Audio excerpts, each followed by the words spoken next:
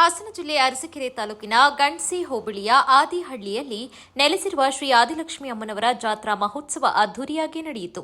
ಹಾಸನ ಜಿಲ್ಲೆ ಶ್ರೀ ಆದಿಚುಂಚನಗಿರಿ ಮಠದ ಪೀಠಾಧಿಪತಿಗಳಾದ ಶ್ರೀ ಶಂಭುನಾಥ ಸ್ವಾಮೀಜಿ ಅವರು ಶ್ರೀ ಆದಿಲಕ್ಷ್ಮಿ ಅಮ್ಮನವರ ಪೂಜಾ ವಿಧಿವಿಧಾನಗಳನ್ನು ನೆರವೇರಿಸಿದರು.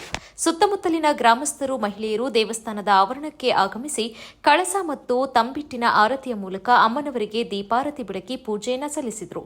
ಮುಂಜಾನೆ ಹರಕೆ ಹೊತ್ತು ಭಕ್ತಾದಿಗಳು ಕೆಂಡ ಹಾಯುವ ಮೂಲಕ ತಮ್ಮ ಹರಕೆ ಸೇವೆಯನ್ನ ತೀರಿಸಿದರು.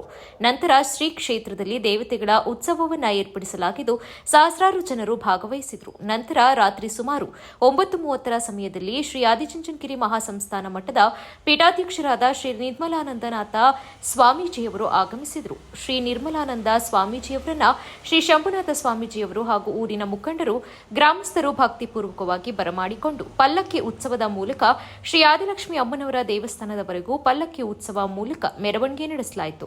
ನಂತರ ಶ್ರೀ ನಿರ್ಮಲಾನಂದ ಸ್ವಾಮೀಜಿಯವರು ಶ್ರೀ ಆದಿಲಕ್ಷ್ಮಿ ದೇವಸ್ಥಾನಕ್ಕೆ ಆಗಮಿಸಿ ಆದಿಲಕ್ಷ್ಮಿ ಅಮ್ಮನವರಿಗೆ ದೀಪಾರ್ಚನೆ ಮತ್ತು ಪುಷ್ಪಾರ್ಚನೆ ಮಾಡುವ ಮೂಲಕ ಪೂಜೆ ಸಲ್ಲಿಸಿದರು.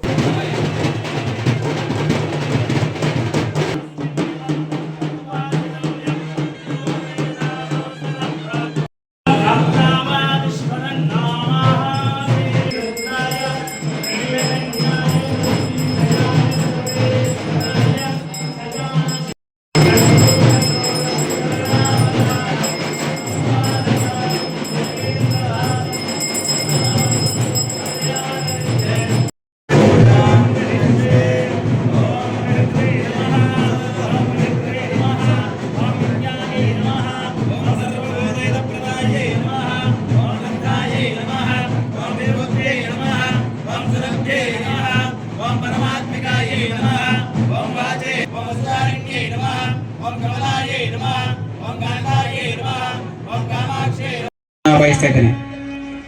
ಈಗ ಜ್ಯೋತಿಯನ್ನ ಬೆಳಗಿಸುವ ಮೂಲಕ ತಮ್ಮ ಅಮೃತ ಹಸ್ತಿಯಿಂದ ಕಾರ್ಯಕ್ರಮವನ್ನು ಉದ್ಘಾಟಿಸಬೇಕಾಗಿ ಜಗದ್ಗುರುಗಳಲ್ಲಿ ಹಾಗೂ ಅತಿಥಿ ಗಣ್ಯರಲ್ಲಿ ಭಕ್ತಿಯಿಂದ ಪ್ರಾರ್ಥಿಸುತ್ತೇನೆ.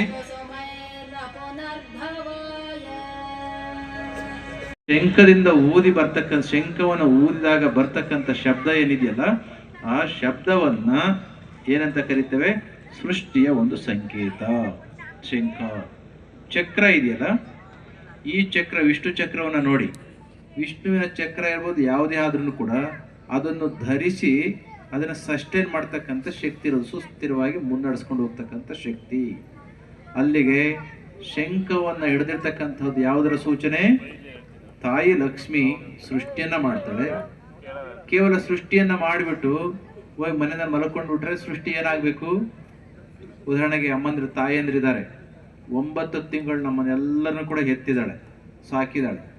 ಎತ್ತು ನಮ್ಮನ್ನ ಭೂಮಿಗೆ ತಂದುಬಿಟ್ಟು, ನನಗೆ 9 ತಿಂಗಳು ಸುಸ್ತಾಗಿದೆ, ಇವ್ರನ್ನ ಎತ್ತಿ ಎತ್ತಿ ಕಷ್ಟ ಆಗಿದೆ, ನೀವೇ ಗಂಡಸ್ರೆ ನೋಡ್ಕೊಳ್ಳಿ ಅಂತ ಹೊರಟೋಗ್ಬಿಟ್ಟಿದ್ರೆ ಮನೆಗೆ ಎಲ್ಲರೂ ರೆಸ್ಟ್ ಮಾಡಲಿಕ್ಕೆ, ನಾವು ಯಾರನ್ನು ಕೂಡ ಬದುಕ್ತಾ ಇರಲಿಲ್ಲ.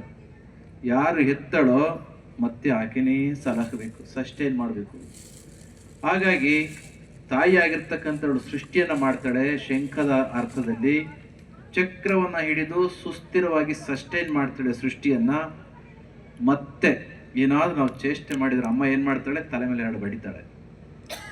ನಮ್ಮೂರಿನ ಸಮುದಾಯ ಭವನಕ್ಕೆ ಭೂಮಿ ಪೂಜೆ ಮಾಡಲಿಕ್ಕೆ ಬರ್ತೇನಲ್ವಾ, ಆ ಸಂದರ್ಭದಲ್ಲಿ ಏನಾದರೂ ಮರೆತು ಬೇರೆ ವಿಚಾರವನ್ನ ಹೇಳಲಿಕ್ಕೆ ಹೊರಟ್ರೆ ನೀವು ನನಗೆ ಕೇಳಬೇಕು. ಏನಂತ? ಶ್ರೀಪೀಠದ ಬಗೆಗೆ ಮಾತ್ರ ವಿಸ್ತೃತವಾಗಿ 1 ಗಂಟೆ ಪ್ರವಚನವನ್ನು ಅದ್ರ ಬಗ್ಗೆನೇ ಹೇಳಿ ಅಂತ ಕೇಳಿದರೆ ಆಗ ಶ್ರೀಪೀಠದ ಬಗೆಗೆ, ಅದರ ಮಹತ್ತಿನ ಬಗೆಗೆ ಖಂಡಿತ ನಾನು ಹೇಳ್ತೇನೆ. ಇಂಥ ಮಹಾ ತಾಯಿಯಾಗಿರ್ತಕ್ಕಂಥ ಲಕ್ಷ್ಮೀದೇವಿ ಎಲ್ಲೆಲ್ಲಿ ವಾಸ ಮಾಡ್ತಾಳೆ ಅಂತಂದರೆ, ಮಂತ್ರ ಹೇಳ್ಕೊಡ್ತಿರ್ತಾರಲ್ವ ನಮ್ಮ ಜನಜಾಗೃತಿ ಸಭೆಯಲ್ಲಿ, ಜನಜಾಗೃತಿ ಕಾರ್ಯಕ್ರಮ ಮಾಡ್ತಾ ಇರ್ತೀವಿ ಮಕ್ಕಳಿಗೆ. ಅಲ್ಲಿ ಹೇಳ್ತಾರೆ, ಜಿಹ್ವಾಗ್ರೇ ವಸತೇರ್ ಲಕ್ಷ್ಮೀ. ಹೇಳಿ, ಹೇಳ್ರ. ಜಿಹ್ವಾಗ್ರೇ ವಸತೇರ್ ಲಕ್ಷ್ಮೀ, ಜಿಹ್ವಾಗ್ರೇ ಮಿತ್ರ ಬಾಂಧವಾಃ, ಜಿಹ್ವಾಗ್ರೇ ಬಂಧನಂ ಪ್ರಾಪ್ತಂ, ಜಿಹ್ವಾಗ್ರೇ ಮರಣಂ ಧ್ರುವಂ.